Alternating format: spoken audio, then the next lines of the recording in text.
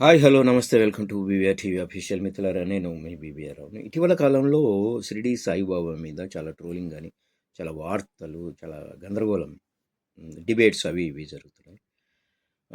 ఆయన మతమేంటి? ఆయన ఒక ముస్లిము. అందరినీ ముస్లింలోకి మార్చడానికి ఆయన్ని పంపించడం జరిగిందని ఏమేమో వస్తున్నాయి. అసలు అర్థం కావట్లేదు. షిరిడీ సాయి సంస్థానంలో సంస్థానం నుంచి వేరే ఇతరత్ర ధార్మిక కార్యక్రమాలకు ఎలాంటి ఒక పైసా కూడా ఇవ్వరు.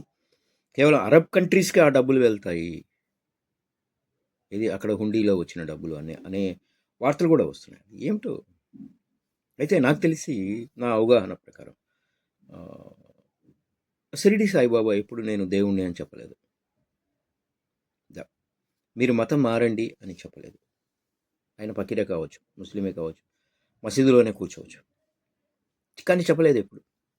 గమనించండి బాగా. గమనించండి. ఒక డౌట్ వ్యక్తం చేశారు. మరి ముస్లిం భక్తులు ఎందుకు ఆయనకు ఆకర్షితులు కాలేదు? ఓన్లీ హిందువులే. అది వారి ఇష్టం. ముస్లిమ్స్ వెళ్ళట్లేదు, హిందువులు వెళ్ళారు. ఆయన దేవుడు అని చెప్పలేదు. మంచి మాటలు, మంచి పనులు ఏమైనా చేశాడు కాబట్టి దేవుడిగా ఆయనకు గుర్తింపు వచ్చిండొచ్చు. అయితే షిరిడీ సాయిబాబా పేరు చెప్పుకొని దొంగ బాబాలు, వైద్యులు, మేము అవి చేస్తాం, మంత్రాలు చేస్తాం, ఇంకొకటి స్కీములు, స్కాములు షిరిడీ సాయిబాబా పేరు చెప్పుకొని చాలామంది చేస్తున్నారు.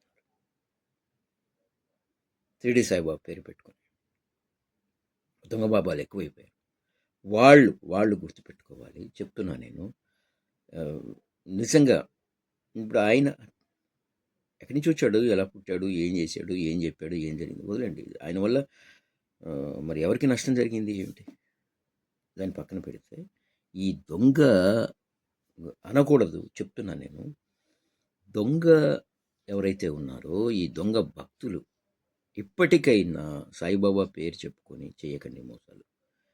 చేస్తే ఒక్కొక్కళ్ళకి చెప్పు తీసుకొని కొట్టాల్సి వస్తుంది.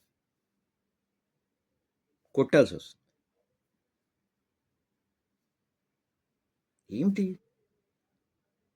ఏమిటి అసలు? సాయిబాబా పేరు చెప్పుకొని జాతకాలు చెప్తాం, సాయిబాబా పేరు చెప్పుకొని తాయెత్తులు కడతాం, సాయిబాబా పేరు చెప్పుకొని స్కీములు చేస్తాం, స్కాములు చేస్తాము. ఇది కండి. దీన్ని అరికట్టడానికి ప్రభుత్వాలు ప్రయత్నించాలి.